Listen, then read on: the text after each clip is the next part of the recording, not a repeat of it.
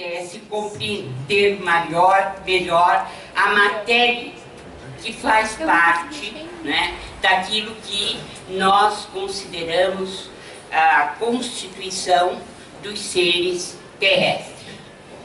Então, com William Crookes, apareceu o estado radiante da matéria, porque, mexendo com os raios catódicos, ele pôde, então, demonstrar na ampola de Crookes, né, esse estado que não era percebido antes, mas que fazia parte intrínseca, essa parte intrínseca da matéria.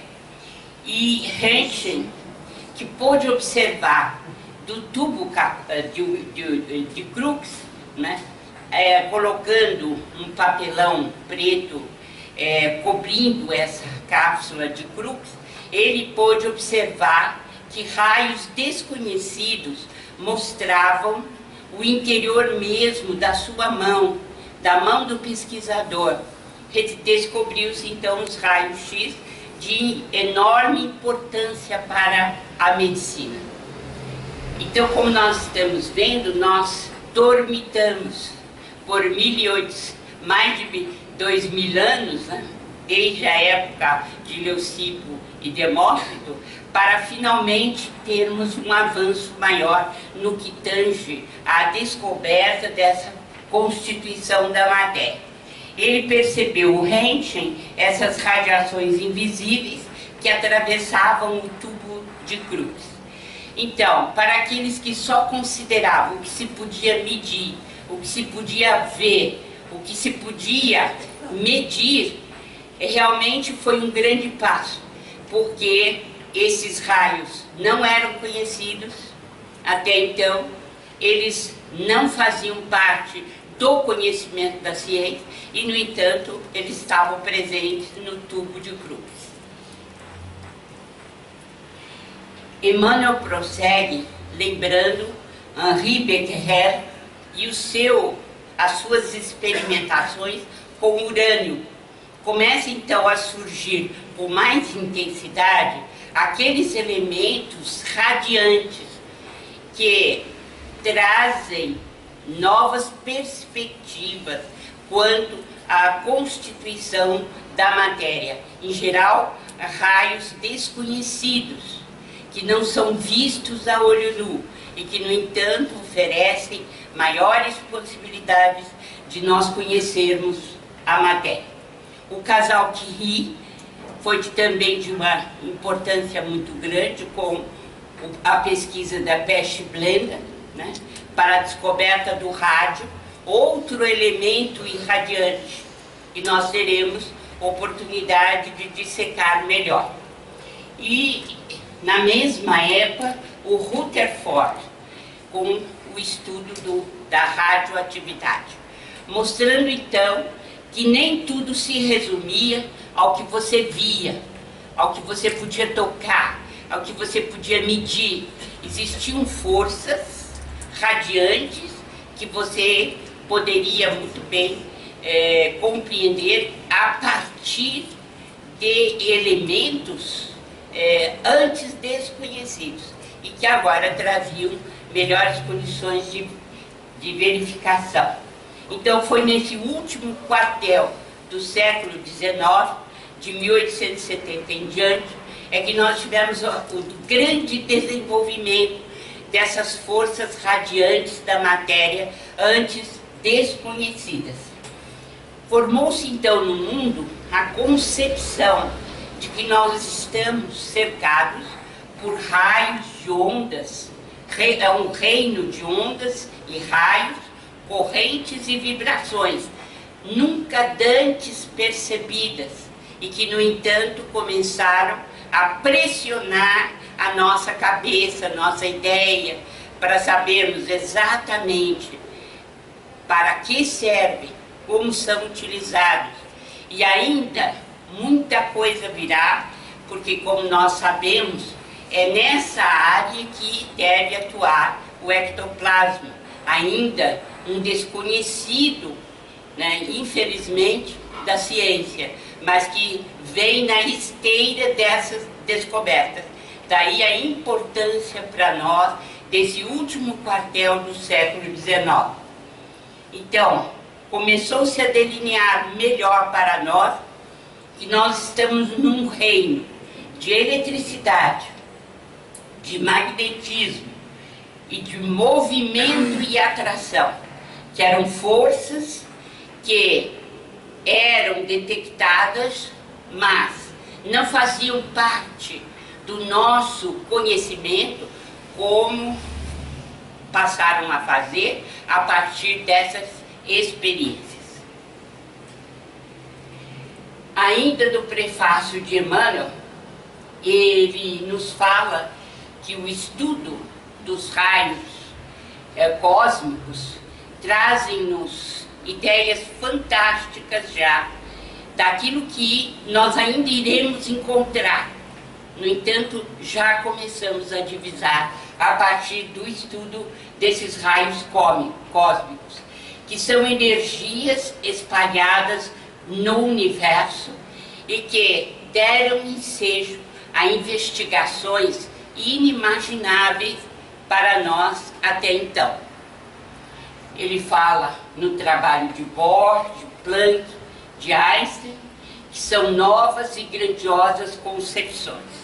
Como nós sabemos, nas primeiras décadas do século XX, aí nós já estamos no século XX, houve uma revolução conceitual da física, que o professor André vai nos explicar ao longo do curso. Houve uma revolução conceitual da física. Por isso que Emmanuel fala que o Bohr, o Planck e o Einstein trouxeram novas e grandiosas concepções, porque a física clássica, como conhecíamos a partir principalmente de Newton, ela sofre essa grande revolução conceitual. E nós, que já estávamos num reino de ondas, né, de vibrações, passamos a imaginar o nosso mundo como um grande reino também, e que praticamente desconhecemos. Com essas novas concepções, o mundo muda. Mas é impressionante porque nós ainda não conseguimos transferir essa grande revolução conceitual da física para a própria área da saúde. Nós ainda estamos com concepções da física clássica. É por isso mesmo que a medicina vai ter que sofrer, a saúde vai ter que sofrer uma grande transformação também conceitual, a fim de que a física, que ilumina todas as outras concepções científicas, a física possa trazer para a saúde essa revolução necessária para avançarmos do ponto de vista do progresso médico. Então, com Einstein, nós passamos a ver que a matéria é transformada em energia e esta desaparece para dar lugar à matéria. Uma das concepções impressionantes que mudou, né, a partir desse conceito de Einstein. E a partir daí, quanta revolução não tivemos dentro do que conhecemos como matéria. E aqui eu gostaria de chamar a atenção de vocês para os dizeres de Emmanuel, que são muito importantes. Químicos e físicos, geômetras e matemáticos, erguidos à condição de investigadores da verdade, são hoje, sem o desejarem, sacerdotes do Espírito, porque, como consequência de seus porfiados estudos, o materialismo e o ateísmo serão compelidos a desaparecer por falta de matéria, e a que lhes assegurava as especulações negativistas. Então, quando Einstein diz que matéria e energia são equivalentes, ele é um sacerdote do espírito, como diz Emmanuel, né? Porque a matéria começa a desaparecer para mostrar que o materialismo não tem a base dos seus defensores. Nós estamos então num mundo onde raios, ondas, médiuns e mentes estão constantemente se entrechocando ou se dentro de uma equivalência muito grande em sintonias e dessintonias. Desde o elétron aos gigantes astronômicos da tela cósmica, tudo constitui reservas das energias de Deus, que usamos em nosso proveito, por permissão dele, de sorte a promovermos com firmeza nossa própria elevação à sua majestade sublime. Após conquistarmos a coroa da razão, de tudo se nos pedirá contas no momento oportuno, mesmo porque não há progresso sem justiça na aferição de valores. Esta frase é de Druso, e no livro Ação e Reação. Mas eu achei muito oportuno trazer aqui, porque vem confirmar aquilo que Emmanuel coloca. Nós vivemos num mundo de vibrações, mas quem coloca tudo isso à nossa disposição é Deus. E a Ele nós precisamos prestar conta. O nosso veículo sutil, que é o perispírito, tanto quanto o corpo de carne, é criação mental no caminho evolutivo, tecido com recursos tomados transitoriamente por nós mesmos aos celeiros do universo. Tudo é trabalho da mente no espaço e no tempo. Guardem bem isso. Tudo é trabalho da mente no espaço e no tempo, a valer-se de milhares de formas, a fim de purificar-se e santificar-se para a glória divina. Essa é uma expressão de Clarence em Entre a Terra e o Céu. Não apenas essas duas citações mostram que os benfeitores espirituais estão afinados, estão dizendo a mesma linguagem, mas também chamando-nos a atenção para o fato de que a mente é a produtora de tudo, é aquilo que é capaz de gerar o bem ou o mal em nossas vidas. Então, no prefácio nós ainda temos, diz Emmanuel, os laboratórios são templos. A inteligência aí é concitada ao serviço de Deus. E é nesse sentido que nós trabalhamos dentro das associações médico-espíritas. Devemos fazer ciência para Deus, porque os laboratórios são templos divinos, onde nós aprendemos a constituição do universo e a nossa própria constituição. No entanto, se a nossa produção não estiver de acordo com a lei divina, ela será negativa do ponto de vista espiritual. Então, mesmo, aí Emmanuel falando, mesmo quando se perverte nas guerras, né, permanece o progresso da ciência como conquista divina.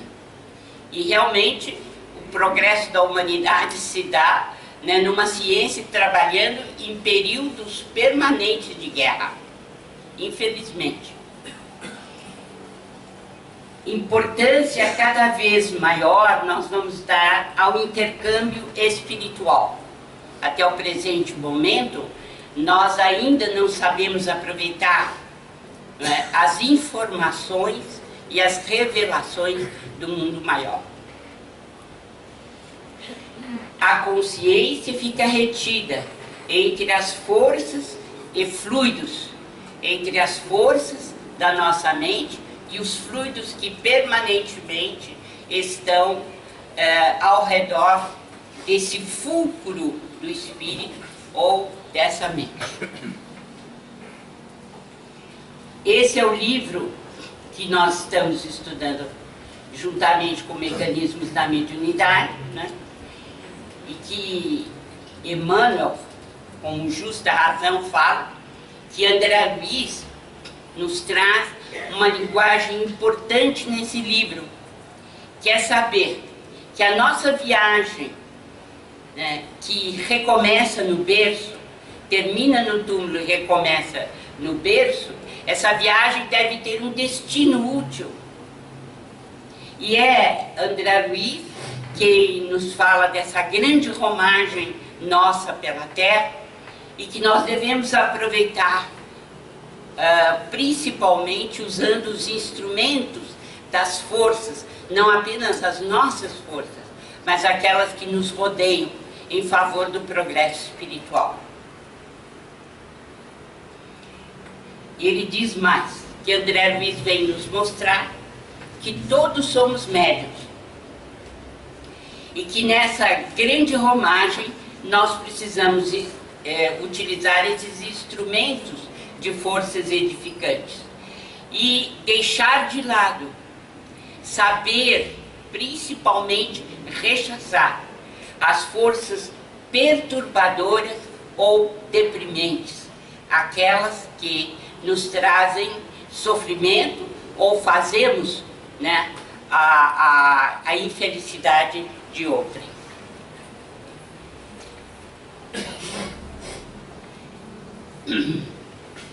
Emmanuel faz uma predição dizendo que dos templos da ciência vão se irradiar as equações matemáticas. E é muito bonito isso. Ele diz que a ciência vai progredir. Quando os laboratórios forem templos, a ciência vai expandir a ideia de Deus, do Espírito, através de equações matemáticas perfeitas que eles descobrirão.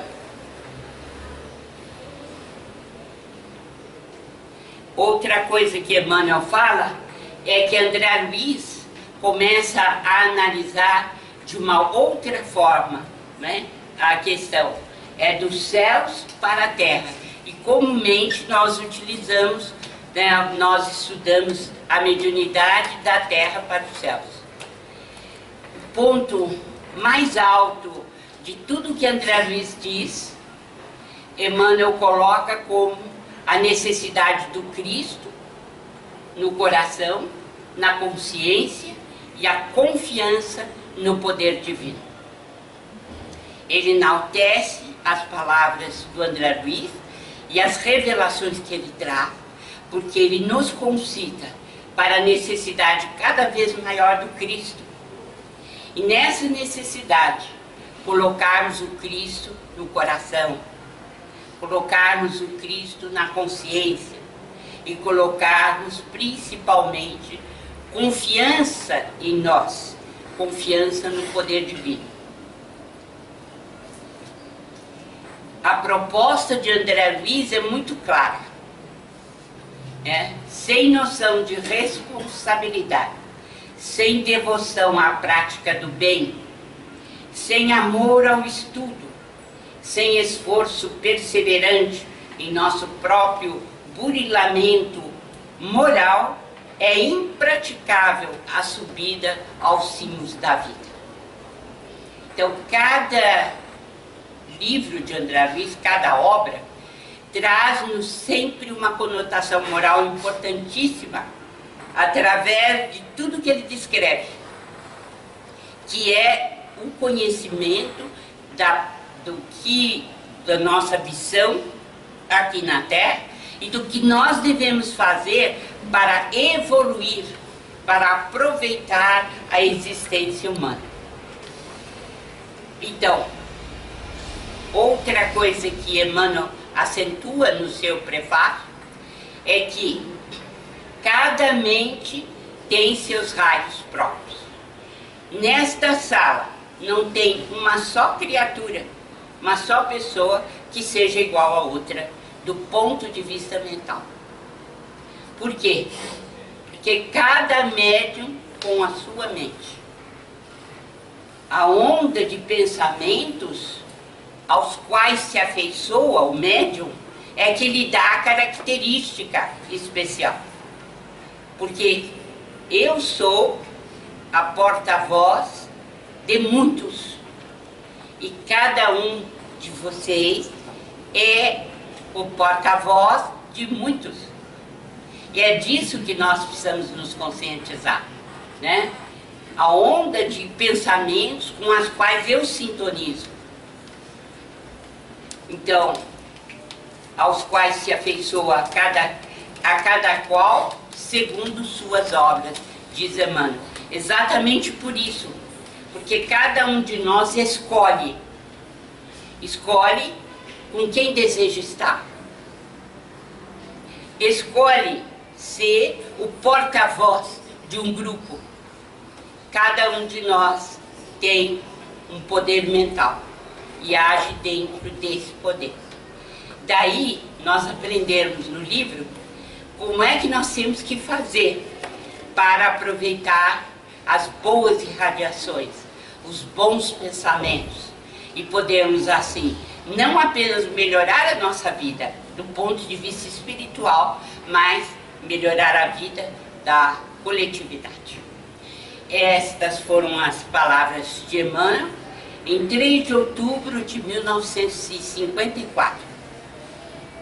Fixemos nessas palavras a nossa atenção, porque quando o benfeitor apresenta um outro, ele já diz qual é a matéria fundamental desse livro. E sem dúvida é a nossa possibilidade de ligarmos à espiritualidade maior através das lições do Cristo. Agora eu passo a palavra ao nosso irmão André Luiz, para que ele possa dizer algo sobre o prefácio de Mecanismos da Mediunidade.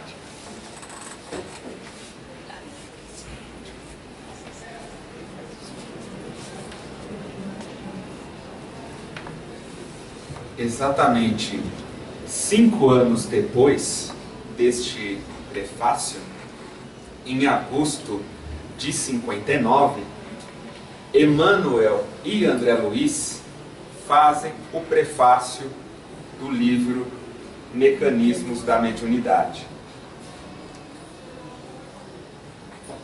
O prefácio de Emmanuel, ele vem intitulado com o tema mediunidade. E ele apresenta para nós que a mediunidade esteve presente e está presente em todos os tempos. Então ele cita alguns exemplos, como Sócrates, que discípulos de Sócrates referem-se com admiração e respeito ao amigo invisível que o acompanhava constantemente. Ilustra em Roma, no templo de Minerva, aspectos mediúnicos que ocorriam, mas que a mediunidade atinge culminâncias com a vinda de Jesus. E Emmanuel aqui apresenta, cita alguns momentos da mediunidade de Jesus, que foi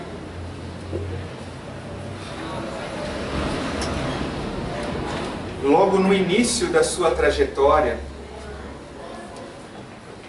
em que a transformação da água em vinho, um fenômeno de manipulação da matéria física por meio da mente, do conhecimento do fluido cósmico universal. E ele vai além, mostrando para nós que essa convivência dos discípulos com Jesus fez com que para eles a mediunidade fosse uma coisa natural. Então, após a morte de Jesus, um grande fenômeno que ocorre foi o da Pentecostes, que nesse dia ele cita: os apóstolos que se lhe mantiveram leais converteram-se em médiuns notáveis no dia de Pentecostes, quando associadas às suas forças, por se acharem todos reunidos, entre aspas, todos reunidos. Emmanuel coloca entre aspas, porque mais do que os discípulos estavam juntos naquela praça, viajores de mais diferentes locais passaram e eles falaram, mediunizados, inclusive em outros idiomas. Estavam todos unidos, não só fisicamente, mas em pensamento, em sintonia e em vontade de servir. E ele diz: os emissários espirituais do Senhor, através deles, produziram fenômenos físicos em grande cópia, como sinais luminosos e vozes diretas, inclusive fatos de psicofonia e xenoglossia, como citamos, em que os ensinamentos do Evangelho foram ditados em várias línguas, simultaneamente, para os israelitas de procedências diversas. Então, aqui nesse prefácio, Emmanuel nos dá uma noção do porquê que a mediunidade atingiu culminâncias com o cristianismo primitivo. A vinda destas obras, sabendo que a doutrina espírita tem este papel da revivescência do cristianismo primitivo, nos faz refletir de que a mediunidade ela é um instrumento a fim de que nós apliquemos dentro da causa do amor. Todo esse poder mental, como citou a doutora Marlene há pouco, aplicado na intenção sincera do amor, é onde a mediunidade atinge culminâncias também em nossa alma. Porque ser médium todos somos, em todos os tempos. Então a mediunidade passa a atingir culminâncias quando aplicamos, por exemplo, como esses exemplos onde para os apóstolos ocorreu também. Onde ele diz que desde então, a Pentecostes, os eventos mediúnicos, para eles, se tornaram habituais. Então para eles era um hábito natural, porque estavam habitualmente no trabalho do bem, na intenção de auxiliar. Mas ao mesmo tempo, eles também foram auxiliados, de forma que espíritos os libertaram da prisão. E Emmanuel cita que isso ocorrera, colocando inclusive no prefácio a referência no Atos dos Apóstolos, no Novo Testamento. Como, por exemplo, este em que espíritos materializados libertavam-nos da prisão injusta. Um deles sabemos, pelo livro Paulo e Estevão, né, de Emmanuel, que próprio, ou melhor, Pedro foi um dos libertados na prisão, né, lendo o Atos dos Apóstolos. No Paulo e Estevão, nós observamos também outros fenômenos ocorrendo dessa forma. O magnetismo curativo era vastamente praticado pelo olhar e pela imposição de mãos. Então era um magnetismo aplicado. Espíritos sofredores eram retirados de pobres obsessos, aos quais vampirizavam. E ali, Emmanuel, ele apresenta também que apesar do exercício claro dessa mediunidade com Jesus que os apóstolos vivenciaram, houve perseguições. Perseguições e que ele passa, e nós sabemos na história, que logo no início das atividades mediúnicas, nós vemos Pedro e João segregados na prisão. O próprio Estevão, agora sim, questão do Paulo e Estevão, o próprio Estevão, né, foi lapidado. Tiago, filho de Zebedeu, também morto. E Paulo de Tarso fora açoitado e agredido várias vezes. Então aqui nesse prefácio, Emmanuel ele faz uma reflexão para nós muito interessante. Que a mediunidade ao longo do tempo atingiu culminâncias com o cristianismo primitivo, mas não esteve livre das perseguições.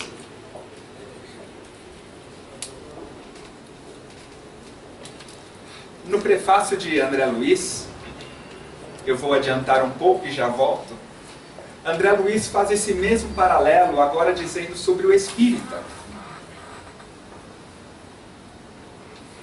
No exercício da mediunidade, atualmente, diz André Luiz no prefácio, que nós temos a mediunidade muitas vezes ridicularizada e incompreendida por muitos irmãos. Sejam eles os intelectuais que se vinculam ao ateísmo, né? Como também os cientistas que apenas utilizam dos palanques e da metapsíquica, vendo a mediunidade de um campo um pouco superficial, um pouco mais distante, com reserva. E André Luiz cita que junto deles, porém, os espíritas sustentam-lhe a bandeira de trabalho e revelação. Isso me causa profunda emoção. André Luiz dizer que os espíritas sustentam-lhe a bandeira de trabalho e revelação. Sustentar a bandeira da mediunidade de trabalho e revelação, conscientes de sua presença e significado perante a vida. Aí um dos objetivos do curso, nós adquirirmos maior consciência, sobretudo, da presença da mediunidade em nossas vidas, compreendendo-a à luz da ciência, da doutrina espírita, mas, sobretudo, o significado da mediunidade perante a vida. Qual vida? A nossa, a de todos os nossos irmãos. Qual o significado da mediunidade em minha vida?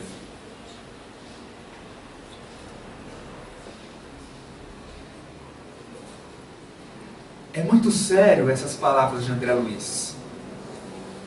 Foi esta consciência, voltando agora ao prefácio de Emmanuel, foi essa consciência que os apóstolos adquiriram ao longo do tempo.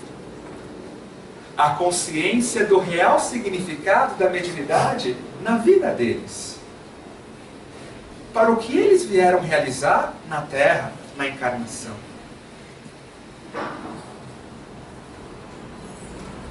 E um outro trecho importante de Emmanuel.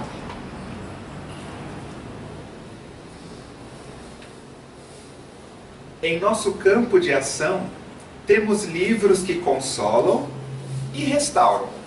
Em nosso campo de ação, na doutrina ou em todas as áreas, nós vamos ter livros que consolam e restauram. Livros que medicam e alimentam. Tanto quanto aqueles que propõem e concluem, argumentam e esclarecem. Nesse critério, surpreendemos aqui um livro que estuda. Assim Emmanuel apresenta os mecanismos da mediunidade. Um livro que estuda. Por que um livro que estuda?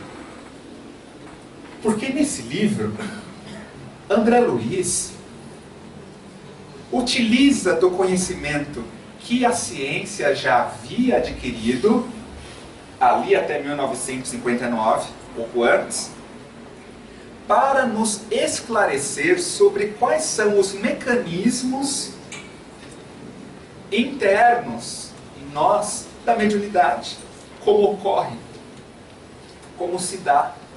Para isso ele lança mão dos conhecimentos da física naquele tempo, ilustrando por meio de uma didática, fazendo um paralelo do que aprendemos na física quântica, na física clássica, na eletricidade, no magnetismo, a explicação de como ocorre esse magnetismo em nós, sendo médiums. A irradiação de ondas mento-eletromagnéticas, a formação dos átomos mentais.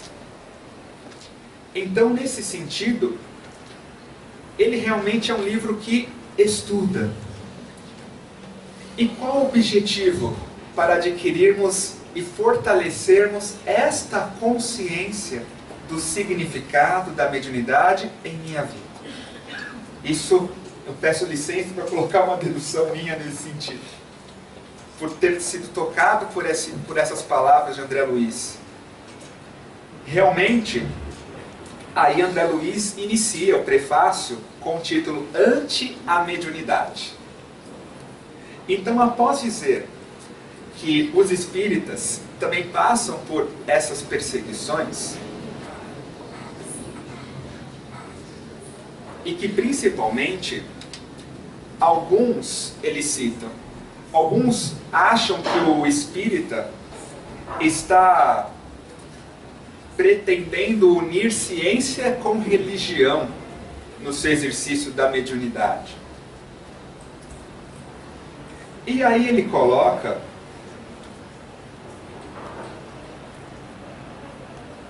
consideram os espíritas que o historiador, o fisiologista e o químico podem não pensar em além-túmulo, mas não conseguem avançar desprovidos de senso moral. Os espíritas, se caminham atentos à mensagem das esferas espirituais, isso não quer dizer se enquistem da visão de mundos etéreos para enternecimento beatífico e esterilizante, mas para se fazerem elementos úteis na edificação do mundo melhor. Este, colocando como papel do Espírito, fazerem elementos úteis na edificação do mundo melhor.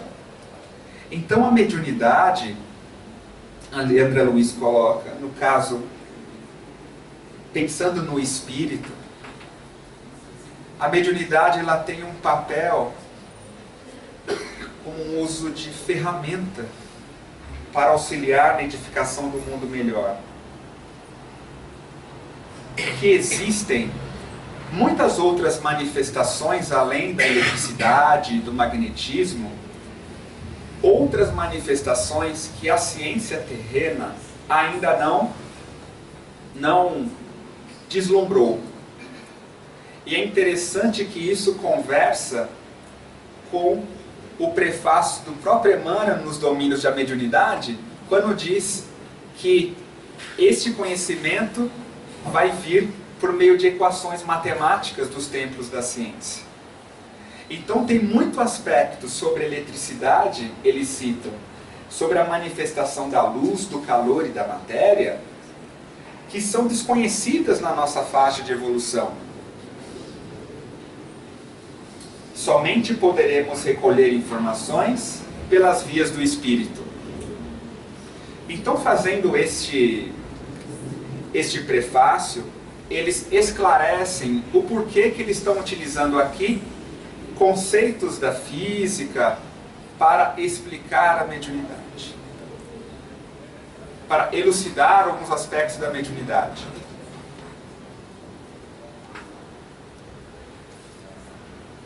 Prevenindo qualquer observação da crítica construtiva, lealmente declaramos haver recorrido a diversos trabalhos de divulgação científica no mundo contemporâneo, para tornar a substância espírita deste livro mais seguramente compreendida. Mas que, apesar de utilizar da ciência terrena, ele cita que a nossa ciência terrena, as descobertas na física, elas são transitórias, porque muitas vezes o que descobre-se hoje, daqui a um tempo, a teoria é mais compreendida e aquilo que foi descoberto fica um pouco ultrapassado. Como ocorreu com a ciência newtoniana, ela foi atualizada junto à teoria da relatividade. O conhecimento sobre o átomo, a partir de Dalton, foi atualizado com os estudos de Rutherford, né, ou de Bohr. Então, mesmo assim, ele coloca que está usando conceitos da física aqui, mas o que era conhecido até aquela época, para explicar para nós como ocorre a mediunidade. Para a gente não ficar preso nesse aspecto.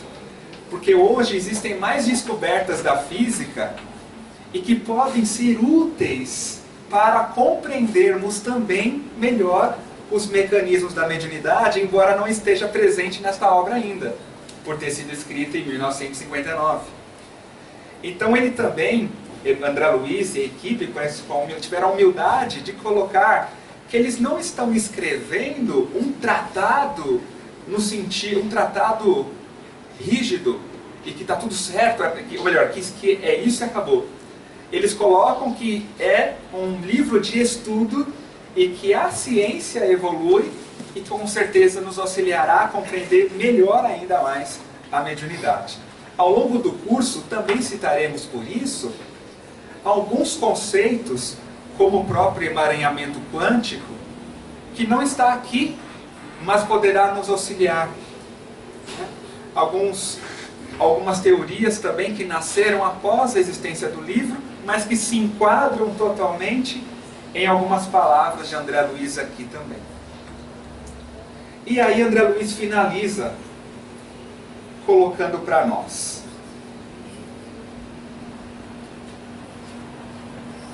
a parapsicologia nas universidades e o estudo dos mecanismos do cérebro, do sonho, do magnetismo e do pensamento nas instituições ligadas à psiquiatria e às ciências mentais, embora dirigidos noutros rumos, chegarão igualmente à verdade.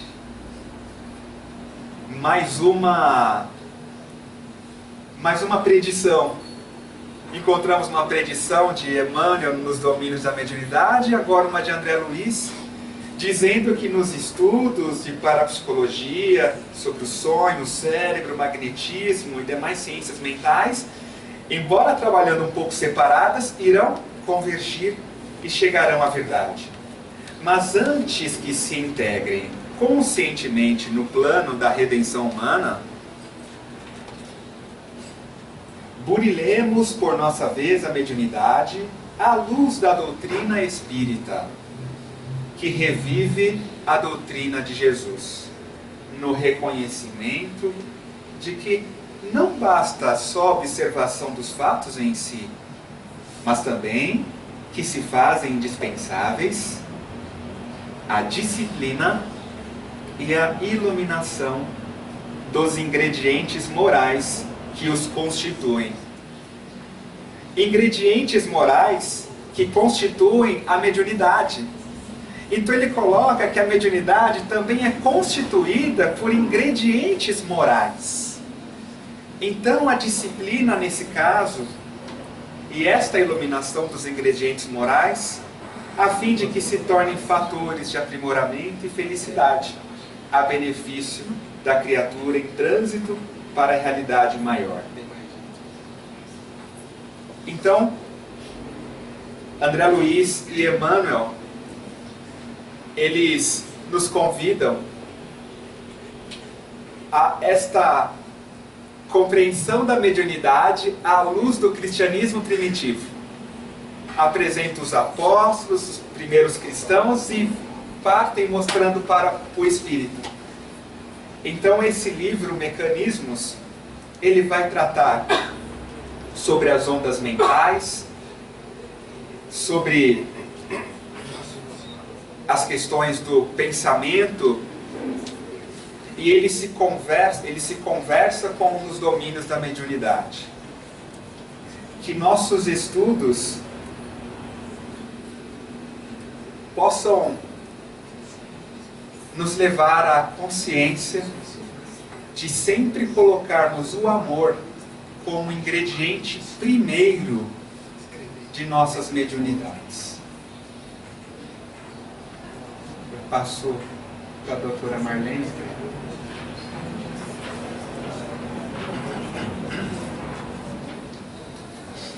Então essa é a primeira aula nossa, né? Comentando o prefácio nos domínios e comentando os 2 prefácios de Mecanismos. Nós vamos ter tempo para a revisão, então vocês podem anotar as dúvidas que tenham, podem ser colocadas, nós vamos dar tempo para isso, né? Para as perguntas e respostas. Hoje nós estamos premidos pelo tempo, porque eram bem longas os 2 prefácios. Então, vocês vão anotando aquilo que gostariam de discutir, e ao longo do curso nós teremos oportunidade, então, de debater mais aquilo que trouxer mais dificuldade para a compreensão. Nós agradecemos a presença de todos. Não esqueçam de assinar a lista de presença, né, do curso. E espero que a frequência possa continuar sendo a mesma, para que a gente desenvolva o curso com mais substância, né, com todo mundo participando realmente. Então, qualquer coisa, as perguntas podem vir por escrito, ou poderão ser colocadas no momento oportuno. Muito obrigada pela atenção de vocês e até a próxima aula. Obrigada.